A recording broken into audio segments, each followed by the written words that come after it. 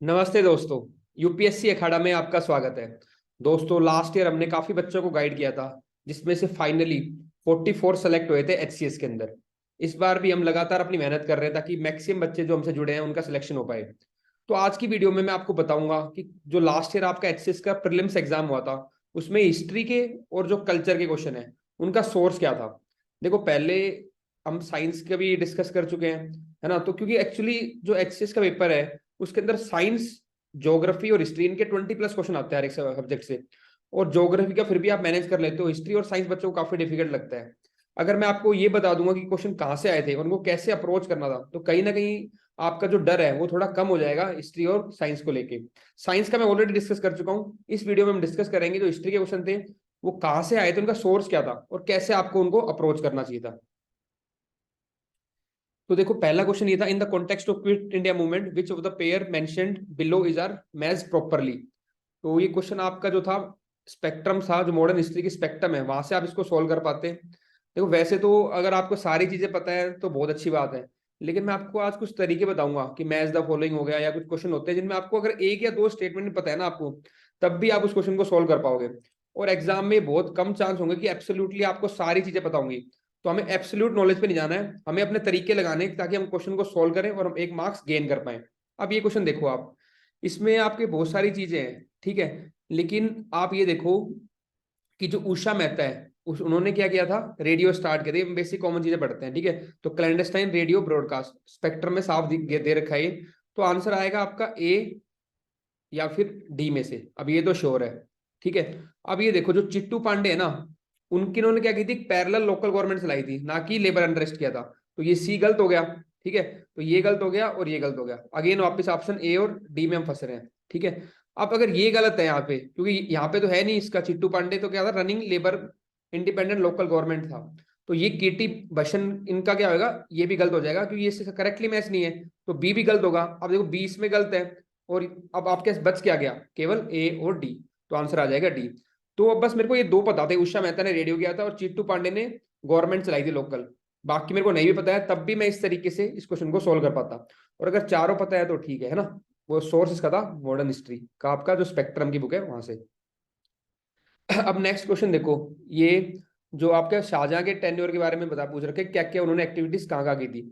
Again आपको Lucent में जब मुगल्स पढ़ते हो उसमें शाहजहां पढ़ते हो तो वहां पे आपको मिल जाता है, सोर्स उसका है लूसेंट। और सोल्व करने का तरीका देखो, मोती मस्जिद, ठीक है, पता ही है आगरा के अंदर बनवाई थी, है ना। तो कुछ बेसिक चीजें भी देखो आप, मोती मस्जिद आगरा के अंदर। और ये भी देखो, अगर first commission after becoming emperor, तो क्या कमीशन करेंगे, ऑब्वियसली थ्रोन ही करेंगे, ठीक है ना, पिकॉक थ्रोन। और उसका दूसरी बात क्या है, आप देखते हो ताजमहल के अंदर एक्सटेंसिव यूज ऑफ कैलीग्राफी, कहीं पे फोटो देख लो, कई लोग गए भी हैं वो देखते हो। तो ये ऑब्जर्वेशन से भी सॉल्व हो जाता है, एक्सटेंसिव यूज ऑफ कैलीग्राफी आपका ताजमहल। और फिर बच गया लास्ट जहांगीर मौसलम लाहौर के अंदर। तो ऐसे अगर आप इसको सोल्व करोगे तो आंसर आएगा सी। और वैसे सोर्स है इसका आपका लूसेंट, जो मुगल वाला पोर्शन है उसके अंदर। अब ये डिफरेंट आपके सूफी सेंट्स हैं, ठीक है, और उनके बारे में इंफॉर्मेशन, ठीक है। Match the following given below with the respective Sufi cents. तो ये सीधा सीधा जो लूसेंट के अंदर सूफी सेंट्स का टॉपिक है उसके अंदर ये सारा दे रखा है। तो ये आप वहां से सोल्व कर सकते हैं, आंसर है इसका ए। अब ये जो डिफरेंट पैराग्राफ डिफाइन कर रखा है, तो ये किसको डेपिक्ट कर रहा है पैराग्राफ, अगर आप इसको पढ़ोगे ढंग से तो ये राखी गढ़ी जो हरियाणा के अंदर साइट है उसको कर रहा है। तो आंसर है डी। और ये आपको एनसीईआरटी में मिल जाएगा, और हरियाणा की हिस्ट्री जब हम देखते हैं तो वहां भी आपको मिल जाता है पार्ट। उसके बाद देखो, ये क्वेश्चन हर्षवर्धन से रिलेटेड है। अगेन इसका सोर्स जो लूसेंट के अंदर हर्षवर्धन का पोर्शन है वहां पे आपको आराम से मिल जाता है ये। अब ये देखो, इतनी सारी चीजें अगर आपको नहीं भी पता है तो आप बेसिक कोई भी रूरल पढ़ते हो तो ये तो पढ़ते हो ना कौन सी डायनेस्टी से है। तो हर्षवर्धन की अगर बात करें तो पुष्यभूति या वर्धन डायनेस्टी से वो है ना। और इसमें क्या लिखा है, ही बिलोंग टू द मोखारी डायनेस्टी। तो पहला ही स्टेटमेंट गलत हो गया। अब ए देखो, ए इसमें, ए इसमें, ए इसमें, तो ए बी डी तो होगा नहीं, आंसर अपने आप आ गया सी। तो मैं कह रहा हूं अगर आपको बाकी भी चीजें नहीं पता है तीनों, तब भी आप इसको सोल्व कर पाते हैं। तो इस तरीके से आपको अपना दिमाग लगाना है, तभी आपके मैक्सिमम क्वेश्चन ठीक होंगे। एब्सोल्यूट नॉलेज में अगेन बता रहा हूँ, आप चाहोगे मेरे को, अरे देख के घबरा जाओगे तो मैंने पढ़ा ही नहीं, आएगा आया ही नहीं मेरे को, तो मुश्किल हो जाएगी आपके लिए। आपको ये नहीं सोचना है, आपको हर क्वेश्चन को उसकी मेरिट पे देखना है। बहुत ज्यादा डिफिकल्ट है, छोड़ो उसको। हिस्ट्री के अंदर मैं बता रहा हूँ, अगर आपको 20 क्वेश्चन है, उनमें से ये जरूरी नहीं है आपको 20 के 20 ही करने हैं। 5-6 क्वेश्चन अगर बहुत डिफिकल्ट लग रहा है आप उनको छोड़ सकते हो। 15 क्वेश्चन भी अगर आप मैनेज कर पा रहे हो तो आप बाकी जैसे मान लो इकोनॉमिक्स हो गया, ज्योग्राफी हो गया, एनवायरनमेंट हो गया, साइंस हो गया, पॉलिटी हो गया, इनसे अगर आप क्वेश्चन मैनेज कर लो अपना, है ना।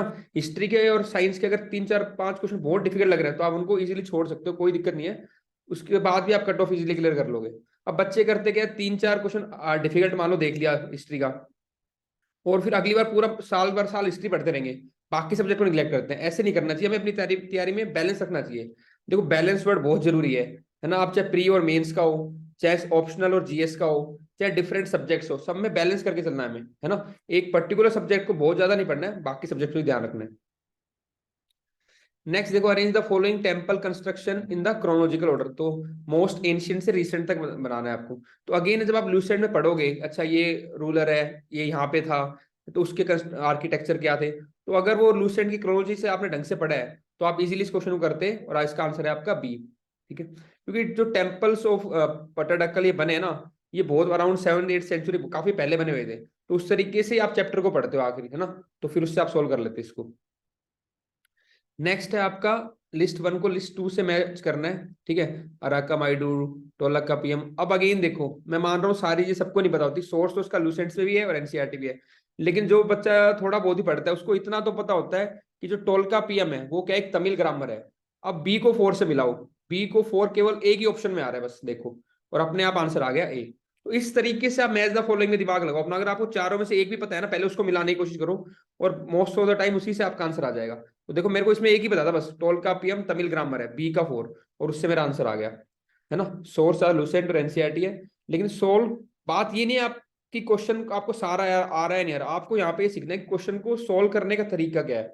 ठीक है, टॉपर्स है जो सिलेक्ट होते हैं बच्चे, वो मोस्टली यही तरीका अपनाते हैं, तभी वो पेपर को क्वालिफाई कर पाते हैं। और कई लोग होते हैं दिल पे ले जाते हैं बात को, अरे यार मेरे को याद नहीं है, मैंने पढ़ाई नहीं की, और पढ़ूंगा अगले साल, तो ऐसे पढ़ते पढ़ते भी खत्म हो जाता है टाइम, है ना। तरीके से स्मार्ट स्टडी इसी को बोलते हैं।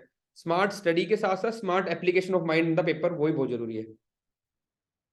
अब नेक्स्ट देखो, राजेंद्र वन चोला इंट्रोड्यूस मलकाई गोल, ठीक है, standard measuring unit. Okay, Rajendra one Chola son of Arumozhivarman build the famous Brihadeeswara temple.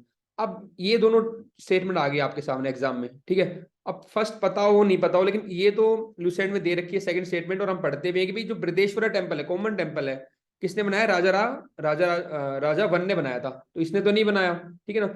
तो स्टेटमेंट 2 इनकरेक्ट है। तो स्टेटमेंट 2 इनकरेक्ट आ रही है बी और आपके सी में, तो आंसर बी और सी में से आएगा। अब आप फर्स्ट को करेक्ट भी करो या इनकरेक्ट करो, है ना, वो थोड़ा रिस्क हो जाता है। हालांकि आंसर ये है सी की first is correct, second is incorrect. तो ऐसे क्वेश्चन में अगर आप चाहो तो छोड़ सकते हो या रिस्क ले सकते हो। कई क्वेश्चन ऐसे भी आएंगे 50-50। अब जितनी आप प्रैक्टिस करोगे, रिवीजन करोगे, उतने 50-50 वाले क्वेश्चन आपके ठीक हो जाएंगे। तो इसमें थोड़ा रिस्की था, ठीक है, क्योंकि एक स्टेटमेंट तो हट रही थी, दूसरी नहीं हट रही थी। नेक्स्ट, अब ये lowest highest to lowest arrange करना है मुगल इंडिया के टाइम में, लूसेंट में दे रखे हैं हिरार्की। आंसर है इसका डी। कुछ चीजें देखो याद भी करनी पड़नी चाहिए, कोड बना के करो। मेरी भी जो रट्टा मार सीरीज है उसमें कोड के थ्रू आपको चीजें याद कराता हूँ, वहां से भी आप कुछ चीजें याद कर सकते हो, बाकी आप अपने कोड ही बना सकते हो। ये देखो, टीपू शाह, दादू मियाँ, चैत सिंह, तितुमीर, ठीक है। अब अगेन इसमें ये मैंने देखो सोर्स इसका स्पेक्ट्रम से जो बच्चे पढ़ते हैं वहां से भी कर सकते हैं, और मैंने रट्टा मार सीरीज के अंदर भी ये करवा रखे हैं आपके कोड के थ्रू। अब इसमें आपको बस इतना करना ये देखो पहला सबसे पहले यही आता है कि टीपू शाह, है ना। जो टीपू शाह है वो किससे रिलेटेड है, पागलपंथी से रिलेटेड है। अब टीपू शाह पागलपंथी में ए को 4 के साथ मिलाना है, ए को 4 केवल एक के अंदर आ रहा है सी के। ये बहुत मतलब कॉमन है, टीपू शाह पागलपंथी से रिलेटेड है, क्योंकि बहुत अर्ली मूवमेंट है, हम पढ़ते रहते हैं पागलपंथी टीपू शाह, ठीक है ना। और मैंने करवाई रखा है रट्टा मार सीरीज के अंदर याद करवा रखा है, और स्पेक्ट्रम में मिल जाएगा। तो ए को 4 से मिलाओ, आंसर आ जाएगा सी, बाकी सारा स्पेक्ट्रम में है ही। मंजूसा आर्ट इज एन, ये आर्ट एंड कल्चर से है, ठीक है। अगेन ये आपको सोर्स है, थोड़ा डिफिकल्ट था, कई बच्चे नहीं पढ़ते, नितिन सिंघानिया, ठीक है, वो नितिन सिंघानिया से था क्वेश्चन, ये आंसर है सी। या कोई भी आपकी और कल्चर बुक वहां से पढ़ रहे हो, लेकिन मैंने नितिन सिंघानिया में इसको देखा है, ठीक है। ये भी अगेन आपकी डिफरेंट पेंटिंग्स है। ये भी आपको स्पेक्ट्रम आती है कल्चर की। कल्चर वाला पार्ट मैं मान सकता हूँ 3 4 क्वेश्चन डिफिकल्ट थे, ठीक है। तो उन 3 4 में से अगर आपका एक भी हो रहा है तो भी कोई बात नहीं, 2 3 आप छोड़ सकते हो। और बाकी बात ही अभी आगे 1 2 क्वेश्चन और आएंगे नितिन सिंघानिया से, तो वो मैं कोशिश करूंगा कि सो सिलेक्टेड चैप्टर जिनसे क्वेश्चन आ रहे हैं बार बार, एक तो मैंने बुकलेट बना रखी है आर्ट एंड कल्चर की, वो आप वो देख सकते हो। उसके अलावा और जिन टॉपिक से क्वेश्चन आ रहे हैं अलग अलग स्टेट पीसीएस के अंदर, तो उन टॉपिक्स को मैं कवर करके एक वीडियो बना दूंगा, 1 या 2 वीडियो के अंदर कवर कर दूंगा, जो कि आपको आर्ट एंड कल्चर की प्लेलिस्ट में मिल जाएगी। ठीक है, तो वहां से आपका कल्चर वाला पार्ट कवर हो जाएगा।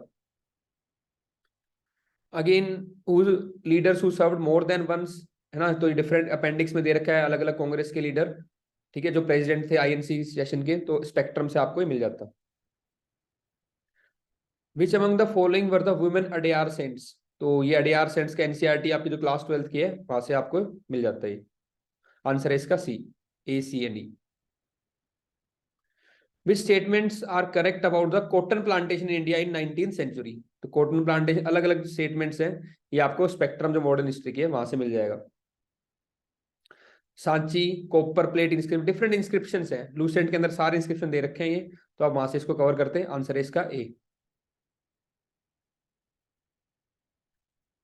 ए का आपका देखो ये ना, इलाहाबाद को मैच करो सी को 4 से, सी को 4 से समुद्रगुप्त, और देखो कहीं नहीं है बिल्कुल, देखो मैंने अभी देखा है बिल्कुल ये, बस मेरे को बाकी इतने नहीं आइडिया थे, लेकिन मेरे को इतना पता था इलाहाबाद जो है ना इंस्क्रिप्शन वो समुद्रगुप्त से रिलेटेड है। ठीक है, अब देखो सी को 4, इलाहाबाद, सी को 4 समुद्रगुप्त, सी को 4 और कहीं है ही नहीं सी का 4, तो अगर आपको ये भी पता था, क्योंकि इलाहाबाद और समुद्रगुप्त काफी कॉमन पड़ते हैं, तो आंसर अपने आप आ जाता है, और बाकी सारा लूसेंट से। तो इस तरीके से आपको ढूंढना है, ये मैंने अभी देखा है ऑन द स्पॉट की, देखूं उसका आंसर कैसे बना सकते हैं। तो मैंने इलाहाबाद मेरे को आता था, उसको अगेन मैंने समुद्रगुप्त से मिलाया, आंसर आ गया अपना सी को 4 से, ए की आ रहा है ए, बाकी लूसेंट में दे रखा है। दसाला सिस्टम, ठीक है, ये अगेन सिस्टम्स है, और कौन से रूलर लेके आए थे। अब इसमें अगेन आप कॉमन वाला देखो, दसाला सबको पता होता है, ठीक है, और आपको गज का पता होगा, ठीक है ना, तो दसाला तो राजा टोडरमल लेके आए थे, ए को मिलाओ 2 से, ए को 2 से। अब गज कौन लेके आए थे, सिकंदर लोधी, डी को मिलाओ 4 से। अगर किसी को ये नहीं पता है कि गज का, लेकिन दसाला तो पता है, फिर भी आपके पास सी और बी में से ऑप्शन बच गया। अब यहाँ पे आपको थोड़ा रिस्क लेना पड़ेगा, है ना, अदरवाइज जो थोड़ा पढ़ लेते हैं बच्चे, तो गज एक कॉमन टर्म है, लूसेंट के अंदर तो दे रखी है, ठीक है, तो वहां से आप इसको सोल्व कर पाते हैं।